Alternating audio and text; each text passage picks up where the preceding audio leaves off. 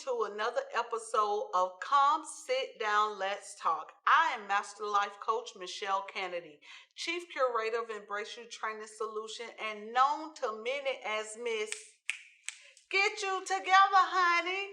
Coming with another episode, and I have an amazing guest who I have been waiting and anticipating having this conversation with her. Hey, Toya! Hey! How are you today? I'm good. How are you? Oh, girl, like I said, I've been waiting on the conversation. I've been watching your journey, and I've been very excited to get you in the building to share with everybody. Y'all just go get your tissue because you're going to need it. So go ahead and introduce yourself. Look, I'm going to just sit back and let you. Hello, my loves. I am Coach Latoya Kite. I am a life coach and relationship coach. I have wrote Okay. a book on relationships called No More Settling. Finding wholeness in relationships, and also I contributed to a book for women that empowers women called Change Your Posture, Empower Women, and you're in that book too, right? We both contributed to that book. I am married and I have 4 children. I also have a grandchild on the way. Yes, my oldest is about to have a baby. So that's pretty much kind of who I am. You know, I don't want to give too much away too soon. Listen, you are going to absolutely love grandmotherhood. That's what everyone says. They're like, it's so much better than being a parent. It is. Like, you get to do all the fun stuff that you didn't get to do as a parent, and then you get to spoil them and send them home. Already, my carts are full already. Oh, it's going to be. Yeah. I know my grandbabies, like I have one that lives in Tennessee, one that lives in Valdosta, and then Tyler is here. And like they liable to get a box with a whole wardrobe in it just randomly because it's on a Monday. And what size they? Oh, okay. Yeah. In a given moment. Sounds about right. Yes, you're going to love it. And they absolutely adore their grandmother. Yeah, I can't wait. Have you decided what you're going to be called? Are you going to let your... Yes. I'm not going to be grandmother. I am going to be Gammy. Gammy. Yes. Listen. Me and Tyler still argues because he wants to call me grandmama. No. I'm like... we're not old enough to be that. No. You can call your granddaddy granddaddy.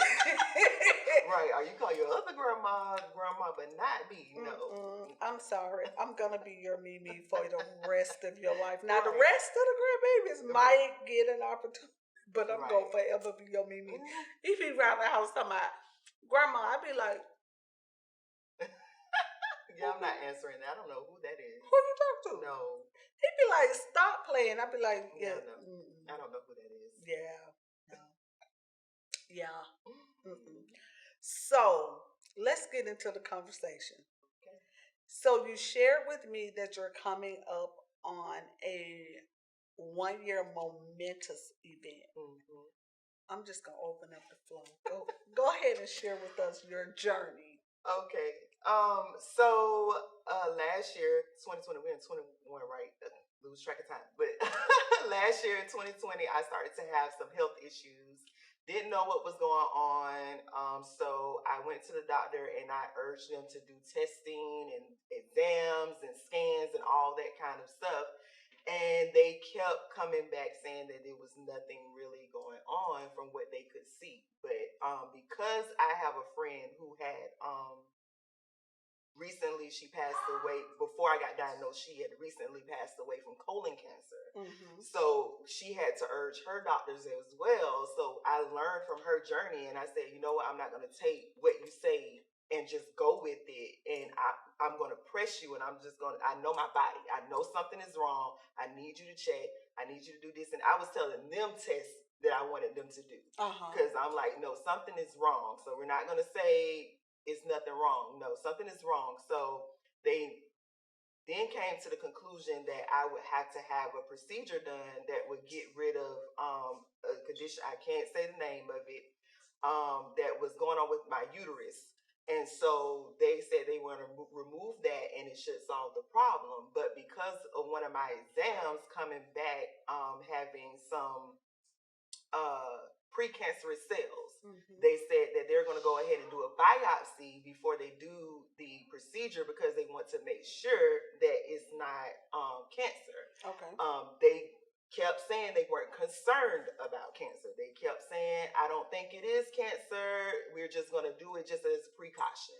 Okay. So I was like, okay, but when you say cancer any kind of way, to me, I'm just kind of like, I just buried my aunt from breast cancer. I just buried a very close friend from colon cancer. My husband just buried his granddaddy from cancer. Like, all these people I've known and sat and watched go through this, I'm like, no, I don't want to deal with that. So they did the biopsy, and the biopsy sure enough came back and they saw cancerous cells. So they wanted to do another biopsy to see how far they had invaded, and to see like what how much damage they have done or whatever.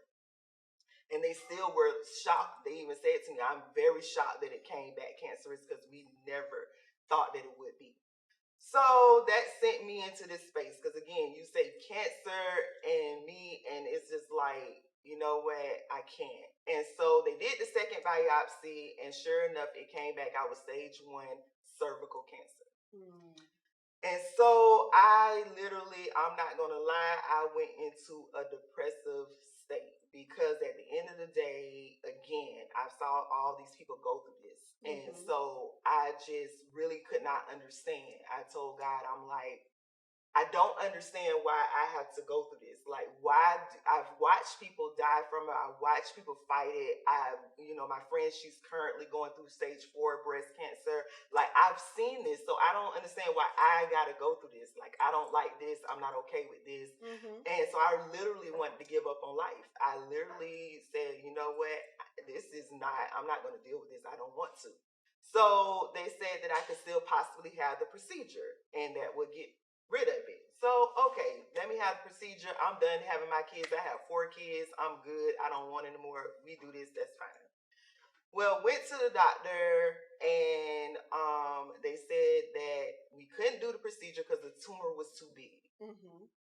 So, okay, my options are now I have to do chemo and radiation at the same time.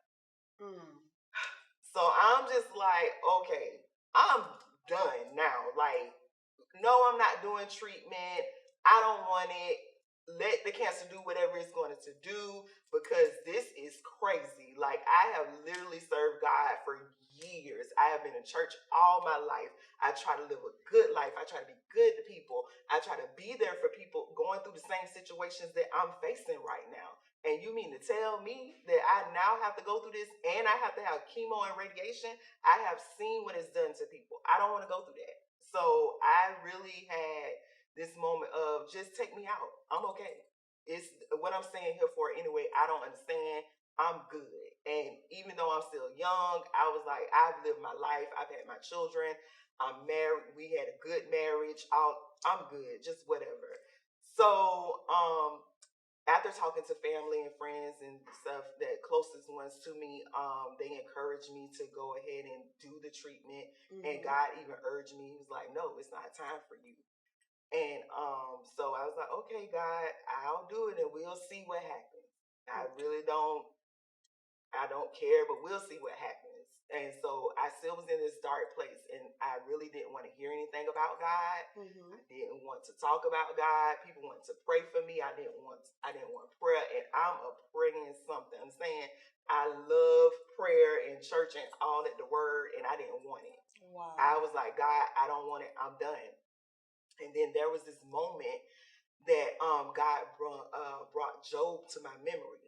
And so I started to read Job, and I said, okay, because Job went through some stuff. Right. So if Job could get through what he went through, let me read some stuff about Job.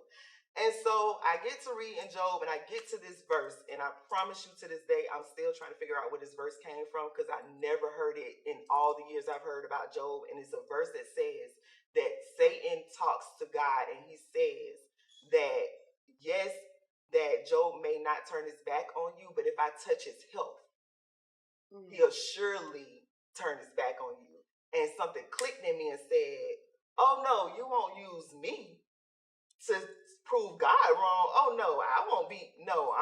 So let me get up and do what I need to do so that I can be okay, so I can get through this, and so I can help other people get through this. So I started journaling my journey and sharing it on YouTube, on my channel, and all this kind of stuff, and sharing things that I was going through. And I got so many women that came to me and was telling me about their stories and the stuff that what I said about it made them open their eyes to their own health. So, and God said to me, before I even started to release that, because I didn't want to share it with everybody, I didn't want to post about it or anything.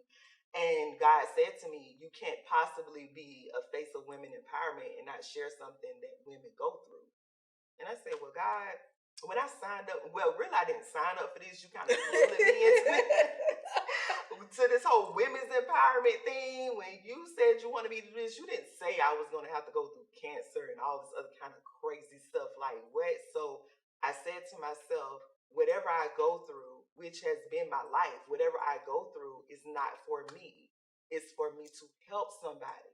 So I have to get up and I have to do what I got to do, because at the end of the day, there are people watching me. I have children, I have family members and friends. People are watching me go through this.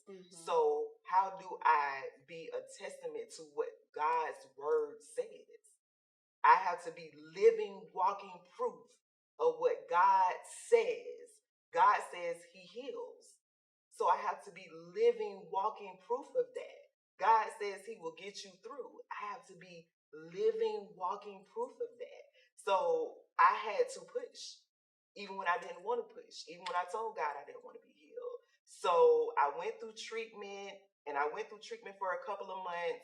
And before I was even done with treatment, and they did an exam on me, and it came back and they said I was cancer free. So now I am cancer free. I've had follow-up exams since then, and I'm still cancer free.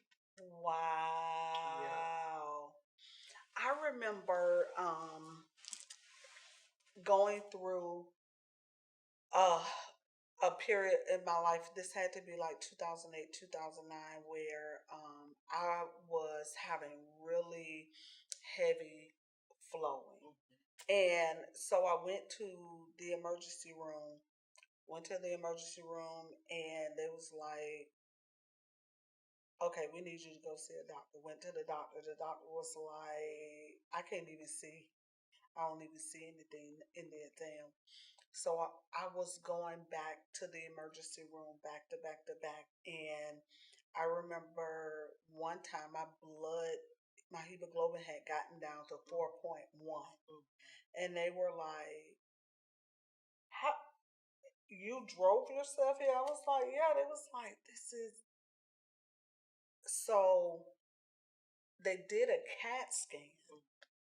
And in doing the CAT scan, they discovered that I had a tumor in the mouth of my cervix that was the size of a fist, and that my body had been in labor.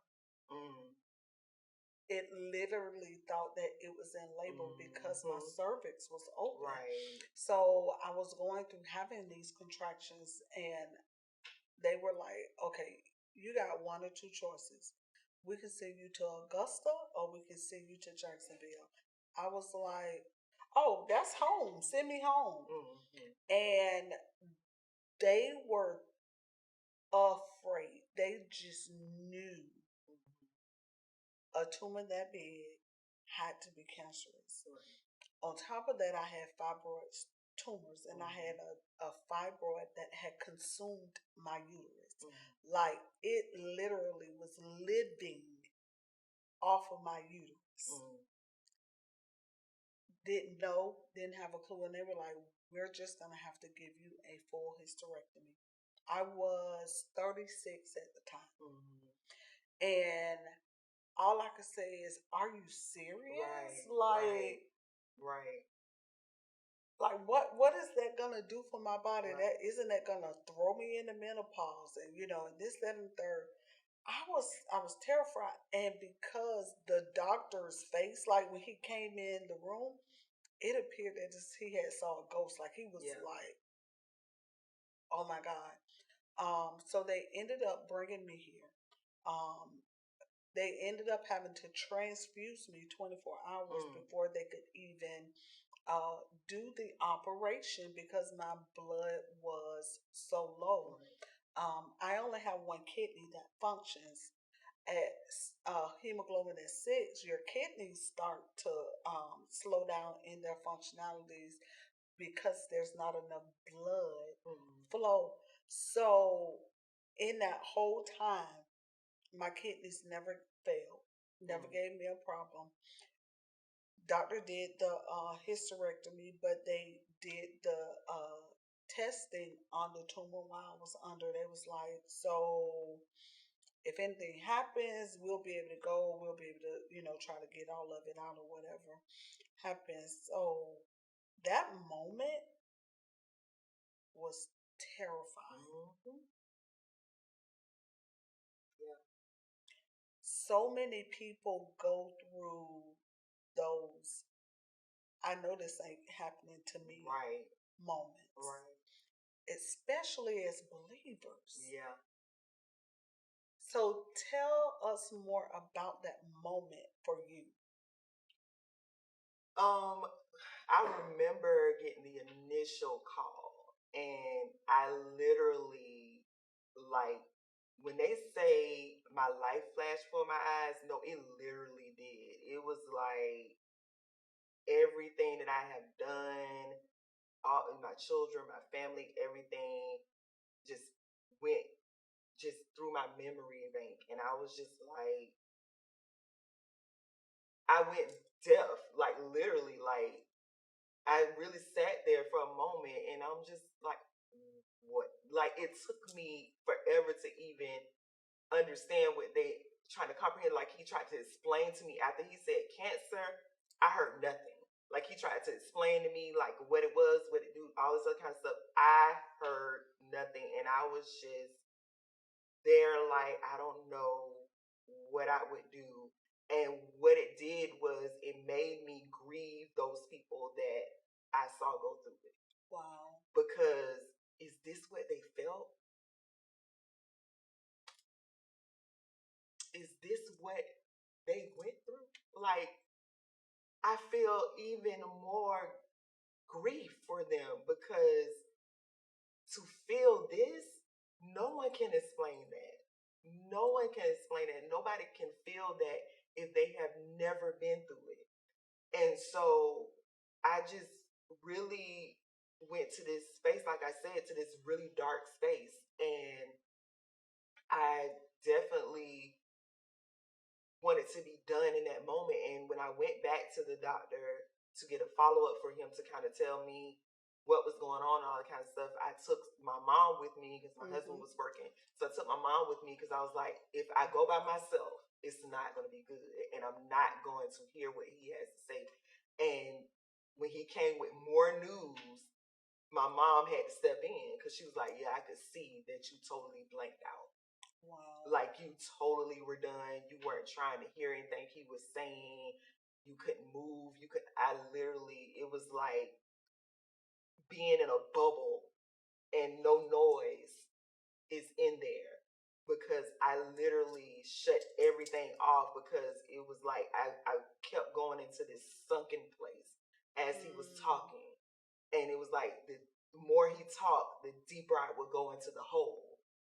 And my mom was like, did you hear anything he said? I was like, Mom, no, I don't know. Once he said that I couldn't have the surgery, no, I don't hear anything. Like I'm just not understanding why this is happening to me. And I was like, I wanted to just give up on this whole motivation. I try to motivate everybody. I don't care about that anymore. I don't care. I don't want to help anybody anymore. I literally was done with everything. And it took for my family and my closest friends to really pray me through that and really help me through that. And their prayers, I know, helped because I wasn't praying for myself. I literally stopped praying. I didn't even want to talk to God. I stopped listening to sermons, everything. And this is like, we're just into COVID and stuff that last year. So I'm already kind of isolated from everybody. So then you hit me with this on top of that. I just cut myself off. from everything and everybody. So I didn't want to hear it. I was really done. And I was like, is this what people go through when they turn their back on God? Wow. And it was so many lessons in that journey, because when you look from the outside looking in, how could you ever turn your back on God, is what I think. But when I got to that point, I see why people turn their back on God. Because this moment, I'm done with him. Like, I literally, like, for real, talk to him like dude, we good. Like, I'm good on you, because this is no. And also, God said to me one day, and this is what helped me kind of get up to, how dare you, after all I've done in this moment, because you're not getting what you want, you want to turn your back on me, and I've been good to you all your life, and this is the moment that you say you're done with me? How dare you? And I said, God, you know what? You're right. I'm sorry. I apologize. Wow. That is just really not okay for me. That's like a parent talking to their child like, how dare you? And I took care of you all your life, and you tell me I'm not a good parent because this equated to everything else. So yeah, he got me together. Like you say, Miss Giddy, he got me together, and I was like, okay, God, I'm gonna do better. He has such a way. Yeah. And he, just like we talk to him like that, like he talks to us. Yes, yes, and yes. So you go through chemo and radiation. How hard was that? It was so hard. Now, thankfully, when they told me about the chemo, they said it's not the kind that takes your hair. So I was like, okay, well, thank God, because I took a long time to get this. You know, it took some time and work to get to this length and volume and stuff. So I'm glad about that. But I didn't really know what to expect, of course. So I started chemo first. And when they started explaining, like, this is why I share my story on my channel, because a lot of people don't tell you this stuff. Like, I literally have sat and watched people go through this, and they never told me this. Like, there's this mixture of medicines that they give you when they give you chemo. So they had to give you, and they started naming all this stuff they had to give you, because they had to give you the stuff meds before they give you the chemo, to keep you from really getting nauseous and all this other kind of stuff. And I'm like, well, what are you saying? What? And then I had already had to go to the pharmacy and get a prescription for nausea and all that before I had even started chemo. And I was like, no, this is real. And so sitting in the chair and my husband is with me, and I'm sitting in the chair, and I'm just like, this is my life now. Like, I'm literally, they're putting poison into my body, literally, to kill this thing. So I'm just like, God, I really hope this works. And it's like, you don't know. And that's one of the hardest things, because you don't know if it's actually working until they do a scan or something. So I'm just sitting there, and I'm like, I don't know what's going to happen. So hopefully this works. And so then I started the radiation. I had to do radiation every day, chemo once a week. And so it really took my body through a whole lot. I couldn't get out of bed sometimes. I could barely walk to the next room. All kinds of things were changing that I didn't really understand. My energy was zapped.